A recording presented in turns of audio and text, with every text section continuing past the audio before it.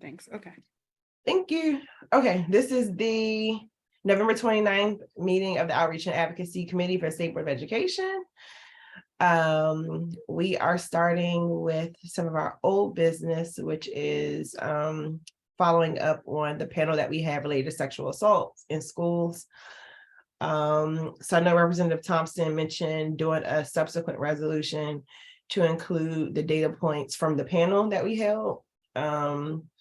And essentially the panel's key points were making data accessible related to cases.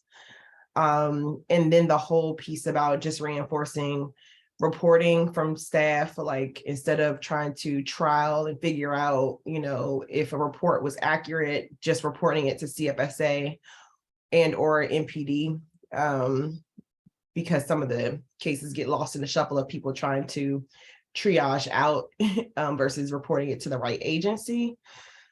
And then just some training for staff related to the topic.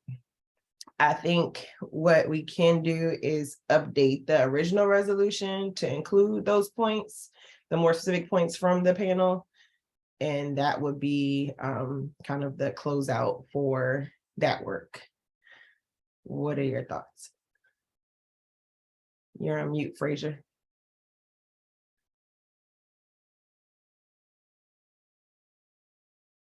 I am, okay. I'm sorry. You triggered a question in my mind. Are Dan and Serena and their staff, are they all mandated reporters? Yes, they are, and they also sorry, I'm gonna turn this down. They also participated in the panel. Essentially, anyone who interacts with children directly are mandated reporters. What didn't we have a question? I might have asked it about us being, we're not considered mandated reporters, though, right? I believe that came up, and we are. If we're not considered mandated reporters, we at least need to know that if you get any information, you need to turn it over to CFSA and or MPD. So in the case of, it wasn't a sexual assault case, it was a possible abuse case. I basically just turned it over to CFSA and let them do their investigation versus trying to triage it out. I think it's important we can get more information. I guess the panel did not like really get in depth about who is it. I think one person may have typically mentioned who are mandated reporters. But in my mind, I know it's definitely in children. And then maybe to check on, is it public officials who are privy to certain information or information might come from the public. We should take the training. I guess the bottom line is, I think we should take the training. Say that again. I think we should take the training. That might be something just to bring up. That's helpful. Yeah, and I can get this feedback. I think I've talked about that before. I didn't really know what a mandated trained reporter was until an incident happened with a student. I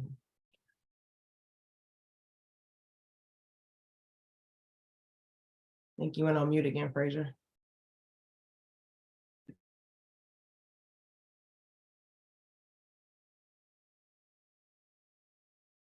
You went on mute again. Did you hit the mute button?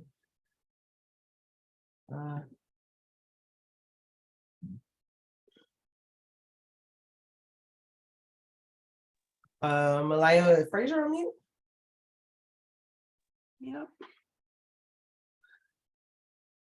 Fraser, you have to unmute yourself. There we go. Okay. That was Alex Jew. I don't know if he was calling me to answer the question or not. So I don't know if he's listening. But I tried to answer answer the phone, but I must have hung up on him. Sorry. All right, what's next, Carlene? I'm sorry. It's okay. Ooh, I made that. What else do we have? Hold on, let me just pull up the meeting notice one more time. Oh, we had information related to following up on the parent information, the parent engagement session from the September meeting, from the September fall engagement. I was able to talk to Representative Gazoy about like what would the next steps be that make sense for the board. We kind of both landed on saving that for next year's iteration of the board, in the sense of the panel from the governance panel that we just had. They mentioned some aspect of like a parent leadership academy or something like that. So Emily and I were kind of like, maybe just putting a pause in that work at the moment and developing like what would that be, but also trying to see this, make it unique to the State Board of Education, whatever that parent group or entity might be. What are your thoughts on that?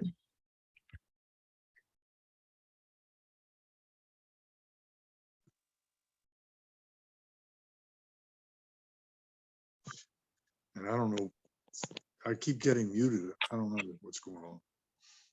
Can you hear me, Carlene? Yes, I can.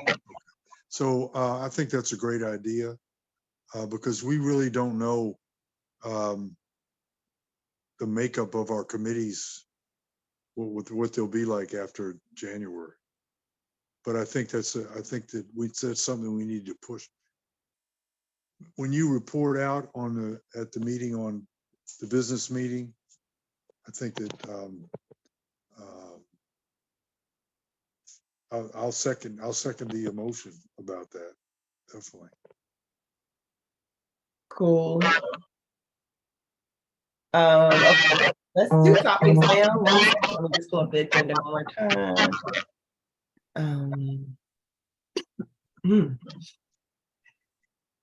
What else we got? We're doing public comment. So it seems like for public comment, we had 2 or 3 key topics, or probably 4 topics. One was related to that financial literacy piece from that one organization. They seem very specific about financial literacy curricula, so I don't think that's something that we can pick up as a board. I know Sophia Barada, I believe, testified related to attendance. I know Representative Gasoy asked for that to be included in the testimony that we're going to give, that Representative Sutter is going to give for the attendance policy hearing that's coming up. 2 other areas that were outstanding. One was related to the recognition of religious holidays. I know Representative Chang mentioned he was interested in picking up that topic. And I know Representative Sutter mentioned adding it to the working agenda. So that one seems to be taken care of. The one piece that's still hanging on the ledge, and I think we should do a letter of inquiry for, is the issue with the buses, about where are we after the incident with the accident at Merch, in regards to where's OSSI, where's DCPS in rectifying that situation. There was also some questions related to school level staff double checking credentials of bus drivers, which I don't think we were I think a few of us mentioned we didn't think that was appropriate for, if a bus is coming to a school, the principal needs to double check their credentials. It seems like that should be dispatched from somewhere else. So basically the bus, the testimony related to buses was the only piece that didn't have any follow-up at the moment. And I think we should do a letter of inquiry just to get like a status check on what folks did to kind of rectify the situation in regards to folks, me and DCPS and OSSI. And then also providing an update related to like what we've heard from people who testified, meaning like, the piece about what's the process at schools, how are we making sure that even the field trips are equitable in access, because I I know the teacher who testified at the public meeting, she was trying to organize a field trip on her own to access a bus. So it's definitely some levels of variance in who can access buses and then who are these providers of transportation. Mute, you're mute.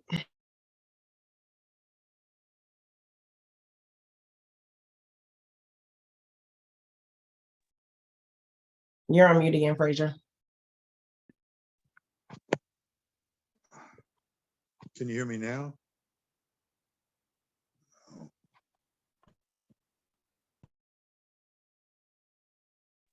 Hit the button one more time. There you go. Now you're off mute.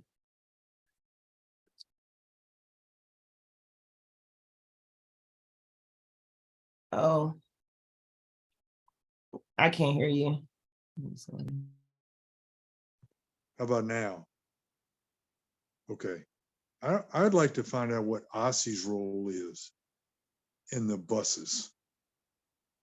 Because is it only DCPS that has buses? So the charters have to pay, they have to pay like outside entities to get buses, right? Mm-hmm. So if it's just DCPS, then maybe OSSI doesn't do it, but somebody needs to be in charge of those kinds of things.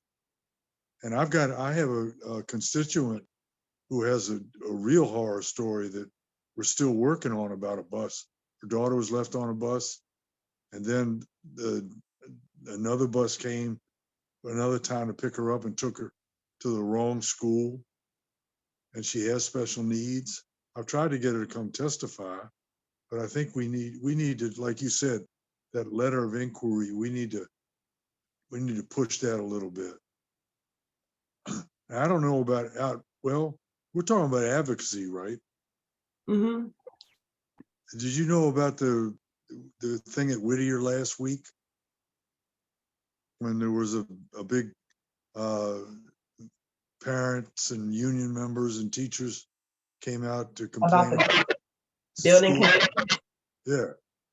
Did you hear about what came out today about DGS? I think I saw the audit. The auditor came out and said DGS was just past a hot mess. And I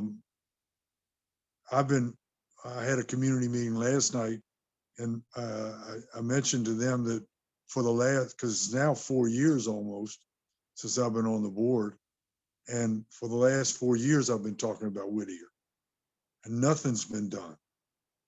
And Whittier's over 100 years old, and I'm sure you have a lot of schools in Ward 8 that have been remodeled and renovated, right? Well, I mean, they're We have probably those, more than half, would you say? our issue is with partial renovation that completely fix full building issues. How many brand new schools in the last 10 years do you have in Ward 8?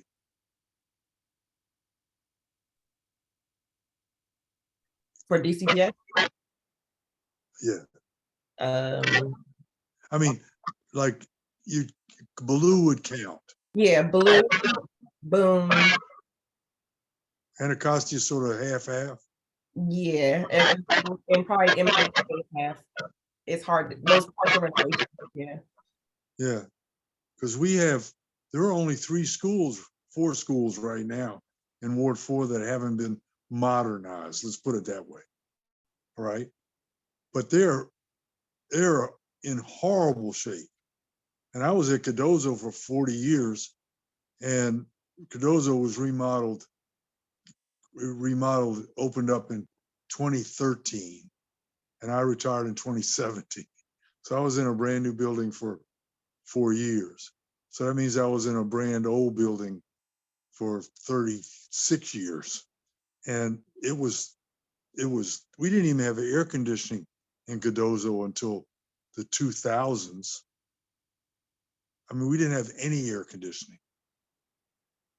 I think they had air conditioners in the office. And so that whole thing about we need to get I mean, that's advocacy. They had a lot of, I mean, Whittier has a really strong parental group and the everybody's, but nobody's listening. We gotta get the mayor to listen. Yes. Well, I know. that's advocacy, right? I agree. I know Rep. Parker is what I'm trying to say. Feedback. I know Parker is supposed to be doing something related to buildings, HVACs, or something about that. He mentioned that at the end of last meeting that he's developing Right. something related to building status. I'm guessing, I believe this got put on the agenda for the working session, so we can see. Yeah, It's a because good time to have the audit report. that's also a real teacher retention problem. You know, I'm stupid. I stayed for that long in a building that was falling apart because I just, you know, I didn't care about the falling apart part.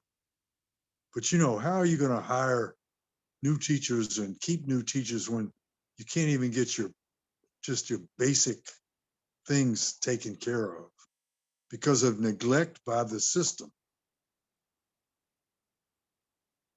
Yeah, I think there is a link to like the building status, but then also, I mean, the teacher retention issue in general. Is the teacher standards committee taking that up? Yeah. Cool. We I don't know, nobody's listening. That's the big thing. So when it comes to that whole governance conversation, it's like we filled all of the board filled all these issues and questions from constituents, but there's no, frequently it feels like there's no direct path to getting what we filled fixed. So whatever comes out of the governance conversation, I will look for that to be you know, the main outcome. If as a board we're hearing this from, I know for me, I have 80,000 constituents, plus anybody else who emails throughout the city. I'm not sure how many residents Ford has, but like people aren't reaching out to us just because they don't have anything better to do. They want results, and we have to have a way to get what they want fixed, or at least addressed or acknowledged. And the other thing, Colleen, is our reputation as, even though I know how hard we work in advocating for our constituents, the reputation is still that, you know, we don't have any power. You know, because we don't have any power except for our advocacy. And I hope that with the new board that because I don't see this big gap. From listening to everybody that's been elected to the new board, it sounds like they're on the same page. You know, when I came on the board, there was definitely a huge difference in philosophies of the members of the board. I mean, going from the worst side with the former at-large member who said we can't do anything because it's not in the form. We can't do anything, you know. And now I think we've got a bunch of advocates who were elected, and they're younger. Of course, you know, I shouldn't even talk about younger because I'm old enough to be everybody's grandfather. You're old at heart. My granddad passed away at 101, so you got some years to go. Push for make sure that everybody's on the same page as far as advocating for. Yeah. I hope everyone's on the same page related to advocating, and I'll stop there. Well, we'll see. It seems like we hesitate when it comes time to press the mayor or Austin or something. It gets remixed, but you know what's that old it's an old, you know, what you mean we white man. That was I guess that was when the Lone Ranger was talking to Tonto or something like that. Hey, we're in trouble. He said, "What you mean we white man?" You know, I have one agenda, and that's the children, the parents, and the teachers, or the people who work in the buildings. I have no problem texting the mayor or calling the mayor or telling them that, you know, this is wrong. And there were some changes made in the last year and two where DCPS was going to do stuff, and we talked them out of it. Mm, So we need to just be much more forceful, yeah. because everybody should have the same agenda. You know, I'm not going to ever be a politician anyway, and so I don't have a constituency that is putting money in my pocket or telling me, I wish you'd do this because it'll really help you or whatever, because I don't care. I don't have any constituents like that. So we just, you know, because we're veterans on the board now, Carly. So we have to, got to guide them. Cool. That's all. That might have been the shortest meeting ever, which I appreciate because we got straight to the point. Anything else? What I have down is, I'm sorry, I'm gonna bring my phone down so I can stop hearing feedback. What I have is we are going to update the resolution with the feedback from the panel for sexual assault.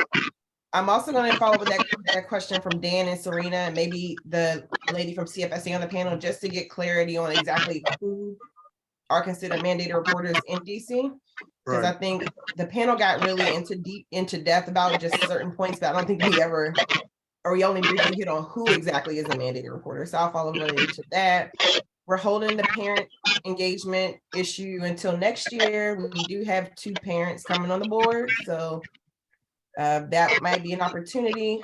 And then what is this? A letter of inquiry related to the buses, also related to Aussie's role in like the extracurricular buses. What's the plan to, you know, as much as possible? We know stuff happens, but like, what are their plans to like prevent this from happening again? What has been revamped, and then to push what we heard from the school level about the principals having to bear the brunt related to some of those contract issues. Okay, that's a good package. You're on mute, but I read looks pretty good, and it sounds like you said, looked like you said that's good. Yep. Cool. Okay. Well, I'll put these in notes, email them to everybody. And then that'll basically be my report out for the working session. I'm going to go back and lay down and nurse myself with some Gatorade. Thanks. Bye.